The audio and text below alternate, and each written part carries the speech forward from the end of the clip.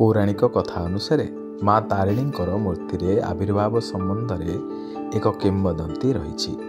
ତ୍ରେତୟା ଯୁଗରେ ପ୍ରଭୁ ଶ୍ରୀରାମଚନ୍ଦ୍ର ଓ ମାତା ସୀତାଙ୍କର ବନବାସ ସମୟରେ ଦୁଷ୍ଟ ରାକ୍ଷସ ରାବଣ ଦ୍ୱାରା ସୀତାଙ୍କୁ ହରଣ କରି ନେଇଯିବା ପରେ ରାମ ଲକ୍ଷ୍ମଣ ଶୋକାତୁର ହୋଇ ସର୍ବଶକ୍ତିମୟୀ ମା ଦୁର୍ଗାଙ୍କୁ ଆରାଧନା କରିଥିଲେ।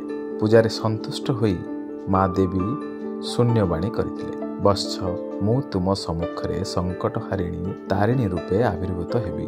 ମାତ୍ର ତୁମେ ଯଦି ମୋତେ ଦେଖିବାକୁ ପ୍ରୟାସ କରିବ ତେବେ ମୁଁ ପାଷାଣରେ ପରିଣତ ହେବି। ଦେବୀଙ୍କ ଅଭୟ ବାଣୀ ପାଇ ଶ୍ରୀରାମ ଓ ଲକ୍ଷ୍ମଣ ପୂଜାରେ ଧ୍ୟାନମଗ୍ନ ହେଲେ।